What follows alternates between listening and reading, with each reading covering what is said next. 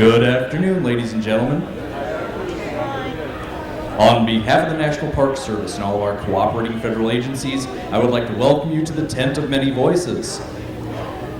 The Corps of Discovery, this national traveling exhibit that you're visiting, is going across the country following the route taken by Lewis and Clark 200 years ago. We have an exhibit tent next door, outdoor exhibits that give you a sense of the life of Lewis and Clark and the people they met. And then this, the Tent of Many Voices, a place for films, programs, presentations, and activities that take a look at the story of Lewis and Clark, the people that they met, and how much America has changed in the last 200 years. Our next program here in the Tent of Many Voices is going to take a look at Chinook fishing traditions, and we're going to get started today by introducing Ray Gardner. He is the vice chair of the Chinook Nation, and so please welcome him and Peteet as they add their voices to the Tent of Many Voices. Hi. Again, for those of you that didn't get to hear me welcome you to Chinook Country at the last venue, welcome to Chinook Country. Actually, my piece in this part is very easy, and then I get to sit down. I would actually like to introduce Peteet, who is the past vice chair of the Chinook Nation. And it's my privilege to introduce him because not only did I get to serve with him when I was a council member and he was the vice chair, I got to travel to Washington, D.C. with him, I got to travel to St. Louis with him. But when he decided to step down and take a break from tribal government, he was the one that nominated me to take his place as vice chair. So with that, it's my honor to welcome Muggs up here, and he would like to talk to you about traditional fishing in the Chinook Nation.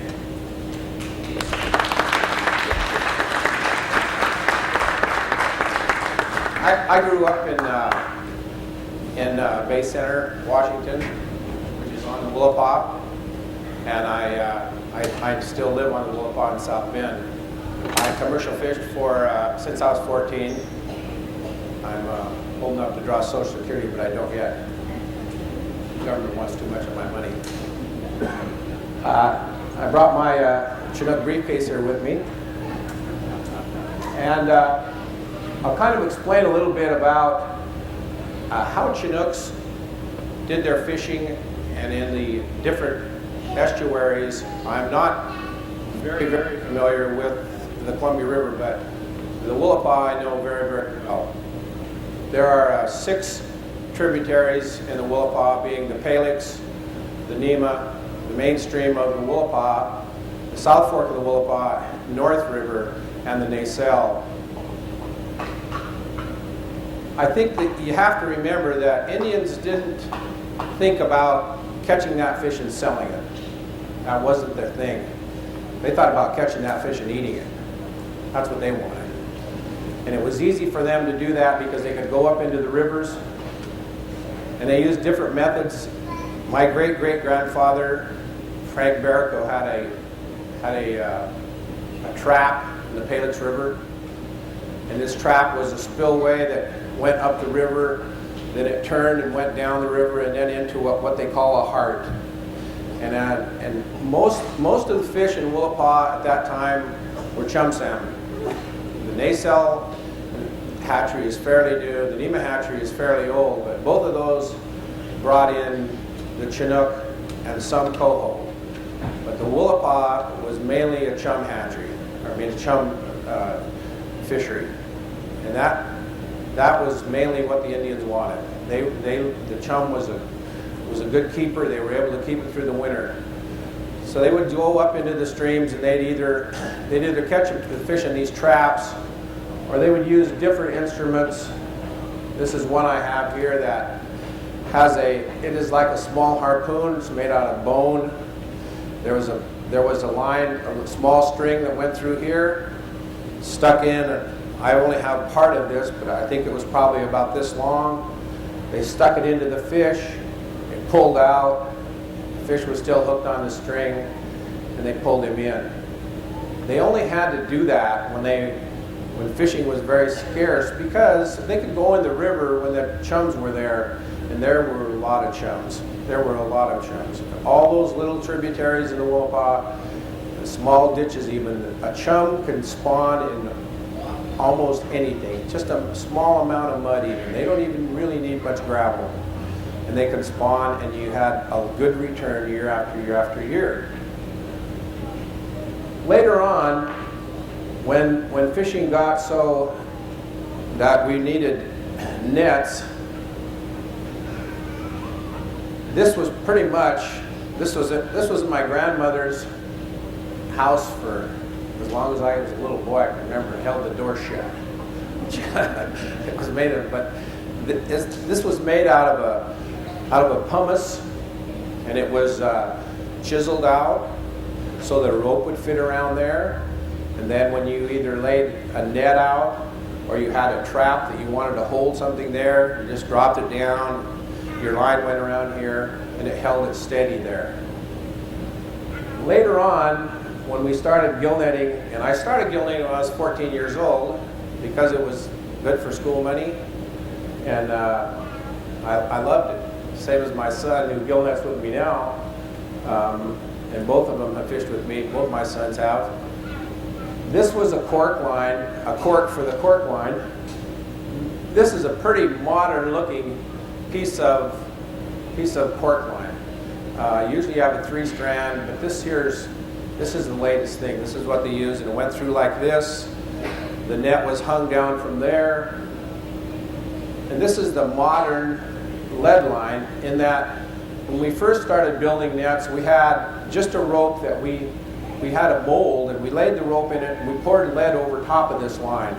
And then I can remember my grandfather had an ironing board set up, and he would run the line across this ironing board, and he had his pot melted lead, and he would pour these in, and then he would move it ahead so far, and he would pour again, and there would be a lead, however heavy he wanted the lead for his net to be a part, and then he would coil it all up. Then we'd come back and take a file or his pocket knife and clean off the edges so that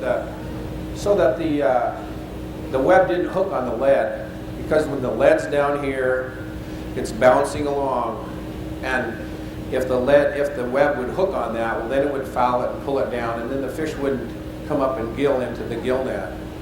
So those things were pretty standard. And then later on, we came out with this. This is the latest thing. This is a styrofoam cork. Of course, whenever you're fishing a net, and like I said, Chinooks, we didn't have to do that. I mean, we could go up in the creeks and we could get our fish right there. They were there. Chums were there. We could get the chums we wanted. But later on, when the government came through and the state started saying, well, now you have to have a license. To fish off reservation, you had to have a license. From the time I was a little boy until I was about 18 years old, we didn't have to have a license. We were Chinook Indians. We were recognized, we thought. We had what they call, and there are many Chinooks here, you probably had what we call the blue card. This blue card told the fisheries people that these people are a member of a recognized tribe, because we were recognized. And whenever we were fishing, like I say, when I started when I was 14, just in grade school, practically in the river in Bay Center and in South Bend, when the fisheries people came, you showed them your card, they said fine, and they went away. But then, the government's got to have that money. They want them dollars. So pretty soon they said, well, for $35, you'll be able to fish for a season. So, my dad refused to do that, and he fought it and fought it and fought it, and finally he did end up in the late 60s, early 70s buying a license, but before that he didn't have it.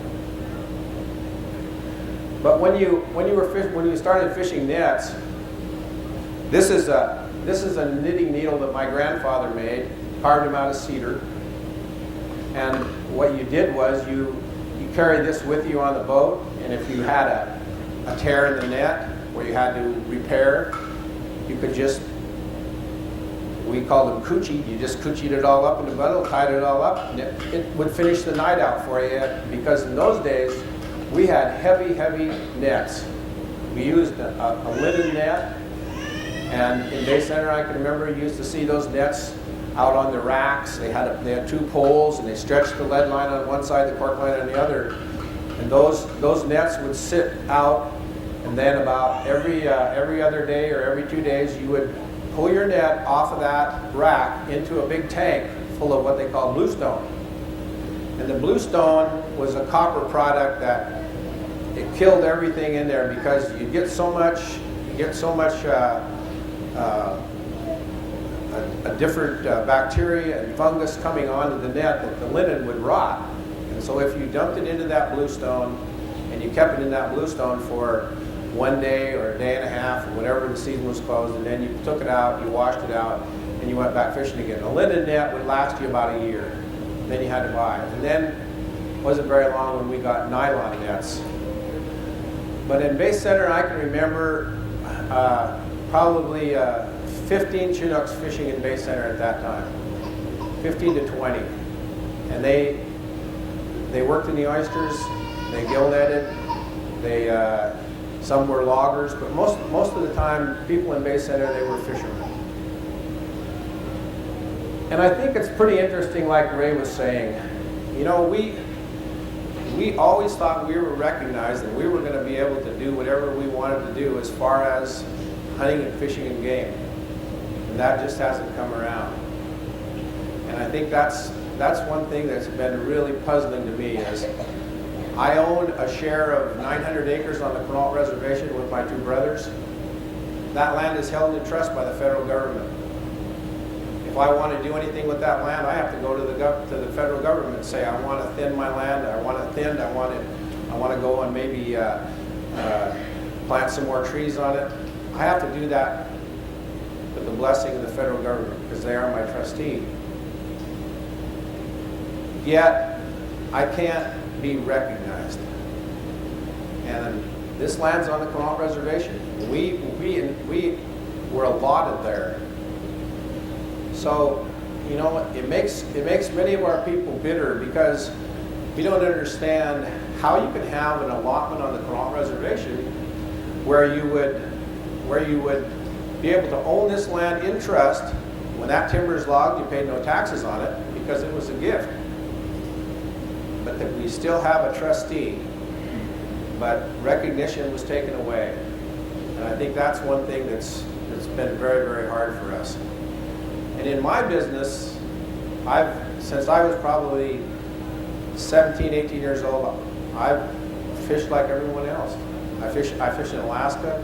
I fished all the way to Northern California, tuna fishing. We were fishermen. That's what we did. And when you think about that, you think about other tribes having fishing rights, and we don't. I think that's a really hard thing for people of our tribe to grasp, because we figure that we've been singled out here, and that really isn't fair. But Chinook people will keep on going on, keep doing what they're doing. When we went back to Washington, D.C., when we were recognized and signed all the papers, I thought, wow, this is going to be it for us. We're going to be riding high now. We're going to be able to take care of our elderly. We'll be able to have better health care. We'll be able to do a lot of things that we never had, as far as health clinics, as far as housing, things like that. And then when the rug was pulled out from underneath us, it was a hard thing to grasp. So it's really hard for me to say, you know, I can see the federal government's point, because I can't see the federal government's point here. If we can hold land in trust, we should be recognized.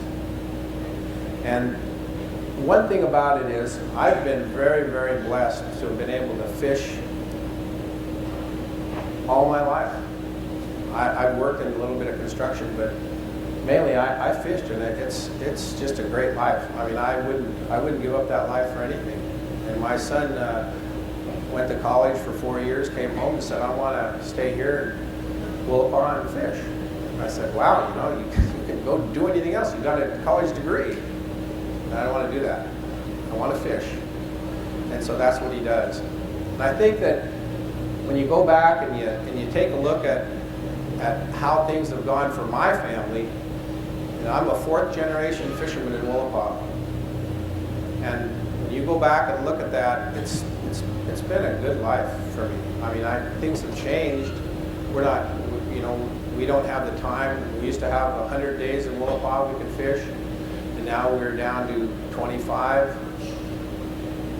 And that's a poor deal on my part. You know, I don't like that, but we plant a lot of fish. We do a lot of things in Willapa that tries to make the runs better, and we have a good enhancement group. So it's really been a good life, and I think that when you look back and you think about those Indians back in the, I remember my grandfather telling a story once of my great-grandfather Frank Berkel had a trap up the Peteet River, and my grandpa had a small trawler, and he said, you know, I got these fish, I want you to take them to Nakata for me. My grandpa said, oh, that's fine, you know. How many do you have? Well, I have 3 scows full. 3 scows, you know, I mean, that's more fish now than we catch in probably 5 years. And he said they were chums, and he got a nickel apiece for them, and he hauled them over to Nakata, and they unloaded them there and took them to Astoria and different places where there were canning plants, because at that time there were only one small canning plant in South Bend. But when you think about those Indians in those days, working on the seines in the horse seining in the Columbia River, and working in the gill-netting and trolling, and it was a good life, and it was something that really came naturally to us. Ray, do you want to come up? Do you have any questions?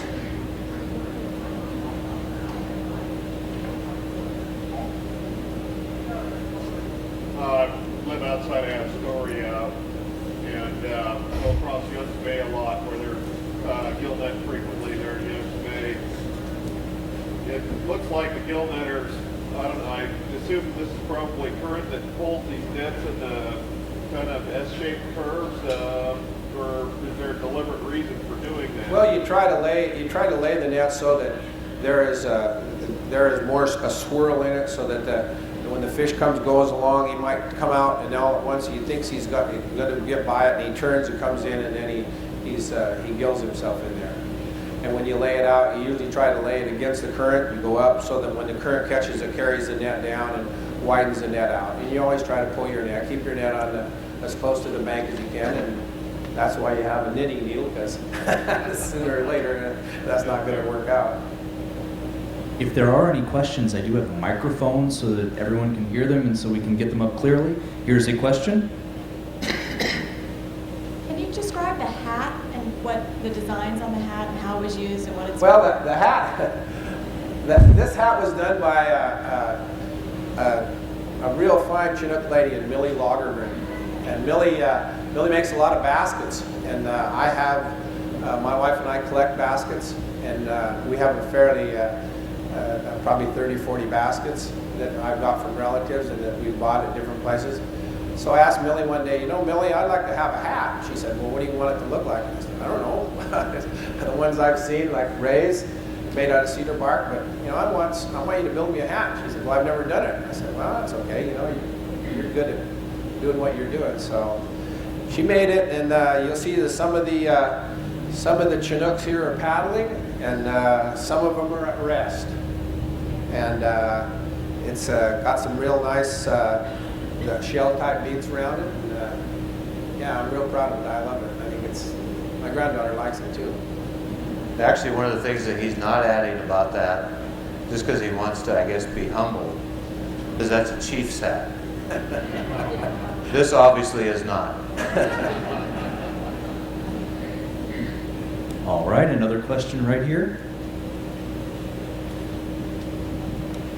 You alluded to the fact that you had that the Chinook tribe had been officially recognized previous to a certain time. Is that correct? And how did that change, and what? Well, you know, we were fighting for recognition for a long time, and then in 2001, we were called back to Washington, D.C., and they said, we went over all your records, and everything looks good, and we're going to recognize you. And we went back and signed all the papers, and thought the deal was done. And then we came home, and they had a 90-day appeal process, and in the 89th day, two tribes appealed and said they didn't think we should get recognition. So we went in front of another court and we passed that fine with no problem.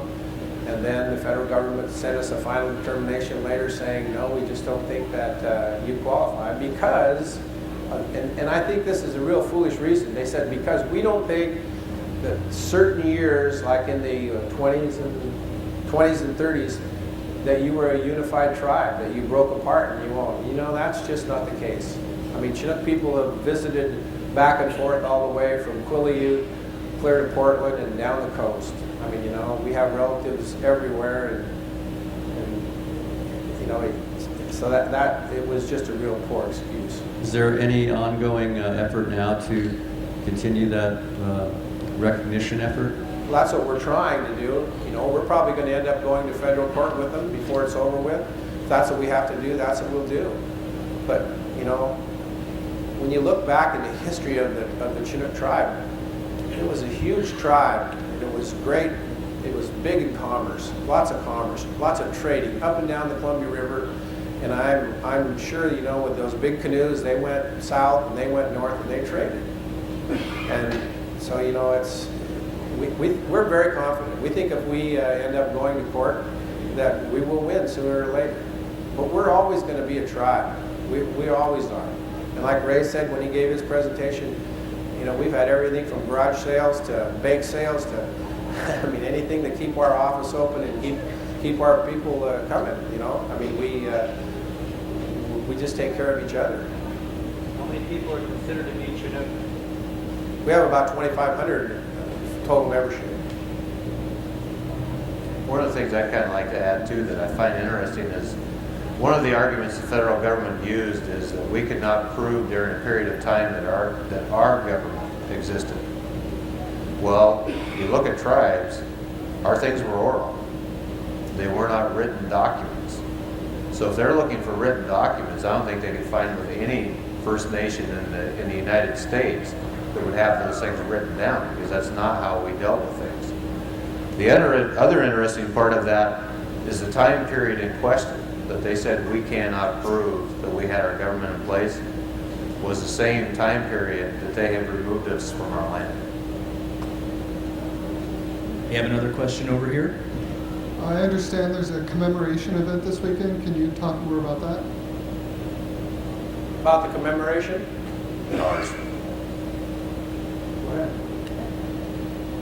We've actually got the Chinook Nation is putting on a 4-day commemoration at our tribal facilities in Chinook. It started this morning. We're going to be running for 4 days. We're going to have different tribal presenters are going to be there. We've got a lot of tribal people that have their arts and crafts there. We're going to be having a traditionally cooked salmon dinner each day, which actually I see some people in the tent that got to eat some of it today, which has been a real challenge because I thought it was interesting. I was talking to a couple of people from the Lewis and Clark group. They said they couldn't keep their fires going. We seem to manage to keep a fire going just fine and cook fish on it. I don't know what their big problem is. But it would be nice if any of you want to learn more about the Chinook Nation, to talk to our elders, to talk to other members of the tribe. We've got several different drummers there, not only from our tribe, but from other tribes as well that have been drumming and singing. And it would be a wonderful opportunity, and we'd be more than happy to see all of you to come down to our event and learn more about us. I think one thing that was really interesting is that Millie Lonergan's husband in Bay Center, George Logan, who's also a Chinook member, he built a canoe, and he had a cedar log in his field that he looked at for a long time, and he thought, is that going to be a fence post or is that going to be a canoe? Maybe we can make a canoe out of it. So he took it with the help of some other people from the Hope River tribe. They marked it out and they built a canoe out of it, one-man canoe. And George did a lot of work on it. They got it all ready, and when people from Lewis and Clark heard about it, they said, wow, we'd like to have that. You know, we'd like to take that with us. So we shipped it back to Virginia, Monticello, and it came the whole way out, and it's here now. So pretty. And it's on display at the Chinook School. And we're very honored that the people have brought Little Wolf home. they've had an incredible journey of their own. They have traveled the trail from Monticello all the way back. Little Wolf has been all over the place. The one nice thing that these people that are portraying Lewis and Clark and different individuals that are following the trail, when Lewis and Clark were here originally, when they left, they stole one of our canoes. They could not believe how well our canoes handled. So they just decided they'd take one and take it with them. Now it's kind of nice, at least 200 years later, when they got Little Wolf back in Monticello, they actually brought him back home. And we got him back. And it is a wonderful day, and I do a lot of things with George and Millie Logan, which Millie is the one that did this hat, and George is the one that carved the canoe. There are a couple of our elders that a lot of us look to a lot to learn more about our culture. When Little Wolf came home, they had a potlatch for him the other night. They had a huge celebration. They invited probably about 200 people in. They fed all these people for being there. They gifted all of these people for being there. For those of you that don't know about potlatches, it's an interesting concept compared to what we deal with. In a potlatch, they invite you to come to their party. Then they feed you, and then they give you gifts for attending their party. The family had spent the last 2.5 years getting ready for Little Wolf to come home. In that 2.5 years, they wove little baskets. They carved different items. Everything that was presented to the people who were at that event that day were either made or purchased by the Logan family. And were gifted to those of us that were lucky enough to be there when Little Wolf came home. It is interesting to hear George talk about it, because he talks about the log that canoe came out of. He said that tree and him grew up together. George is 84. So that tree had grown on his land that he grew up on and became his canoe that made an incredible journey and came back home to be with the Chinook tribe. We're hoping to get Little Wolf on display. They would like to see him up at Cape Disappointment, where everyone will be able to see him at the Interpretive Center until such time that the Chinook Nation does get its recognition back and we have our own center, and then Little Wolf will come home to live with the Chinook Nation.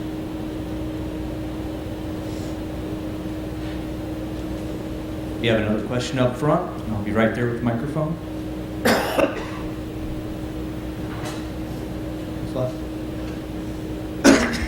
Now, I'm very honored to be here. These are my relatives, Muggs Peteet, Huxwald, my family.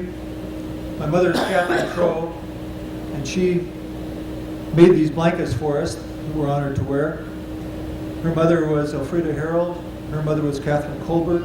Her mother was Amelia Peteet. So you see, we come back from the Peteet family. And her mother was Amelia Aubuchon, Marianne Aubuchon, whose father was Alexis Aubuchon. They worked at Fort Vancouver for the Hudson's Bay Company. And their family was Arkansas and Ashwillix, and they were in the family of Tai Tamai Tamai and Tai Kankumling. So I was fortunate also to serve as vice chairman of the Chinook tribe some time ago.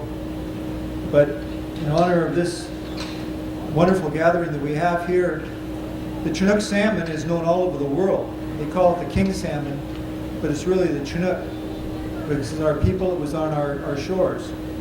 I'd like to sing that song for you. Masi, this is the Yakima, the Chinook language that we know as the Chinook trade language. Yakpapa kopkanim yaktana splash tuntun kwasmi skmoku. Yubach titlato. Yubach titlato. Yubach titlato.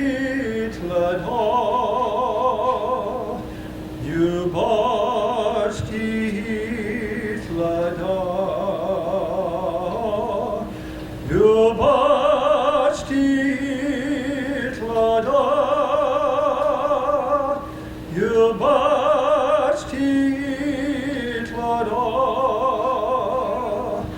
Yubastit lada, Yubastit lada, Yubastit lada, Yubastit lada, Yubastit lada, Yubastit lada. Masi, thank you. Hahach shaksiab, shokri mali santasli. Hahach shaksiab, the squawquatzal, the Hatsla Hill. Shweli tigwasaval, the Hatsla Hill, squeal dokam sisuli. I'm honored to stand with my relatives here, this gathering, to welcome each one of you to our Aboriginal Chinook Indian country. May you each have a wonderful stay here, visit, celebration that we took care of the people who came to our land. We've been known for hospitality, just as Ray explained with the potlatch. Our people were seen traveling up to Maquinas. They wore these chief's hats, and the entourage was so large, the macaws remembered them 50 years after their passing. So thank you, each one, for being here. Thank you, Ray. Thank you, Muggs.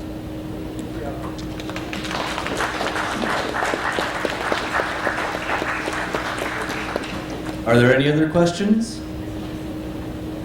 If not, I would like to thank both of our presenters for coming and adding their voices to the Tent of Many Voices this afternoon. Thank you very much, Mr. Gardner. Thank you very much, Mr. Pei.